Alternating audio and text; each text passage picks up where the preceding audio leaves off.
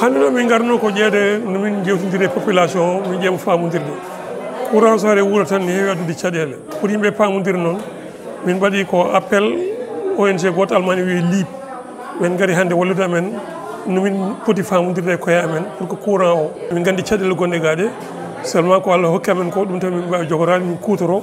ha ko heddi ko so ari janggo min ɓeyda ɗum central uji ɗi ne waɗi caɗele ko gonga par ce que no hutortede woni ko moƴƴani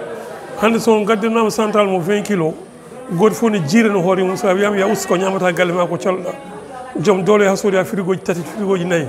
so ɓooyi central uji hattanta ɗum woni caɗele ɗe ɗum fof ɗon waɗi ɗum ko contrat ji ɗi gaddanno ko tawa laamu ngu wino ko yimɓe mbat hitande min ƴeewa qualité courant o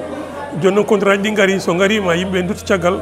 ko woni ga ko yimɓe kutoro en attendant que laamu ngu ɓeyda doole mum commune Siñcu Mammadu Buubu e nder to banggue central solaire ene woodi guure jeegom ɗe puɗɗiɗe taw waɗede central solaire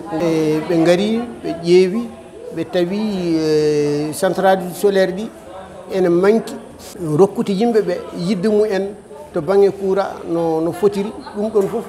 ɓe neldata yimɓe so Allah jaaɓi ma gar ƴewto holi no ɗum wawirta safrirede ko ɗum ɗon foof ene jeeya e batu e hande kamɓe toppitiɓe affaire central solaire woni société privé joguiɓe central o jogorɓe joguitoyade central o ene kutodira e yimɓe heɓe ko ɓen koye mumen gaari hande pour wawde andinde yimɓeɓe ko kañumen jogori joguitoyade central o goytotomi laamu Sénégal ko yoɓe ɓeydu watte ko wiyete discrimination positive ko woni discrimination positive commune aji ɗi potani sa ƴeewi commune Siñcu Mammadu Buubu ko wone mum soɓe mbiyaɓe ponda feccere nde e commune aji ko waɗi guure 15 ɗum ɗon mbiɗa woyto oɗon laamu o yo waw ƴewtidade ɗum o anda guure ɗe commune aji ɗi potani woto ɓe pondu feccere nde commune aji jeeɗiɗi eɗen mbadde mum e frontiére ɗum ɗon wona ko commune Siñcu Mammadu Buubu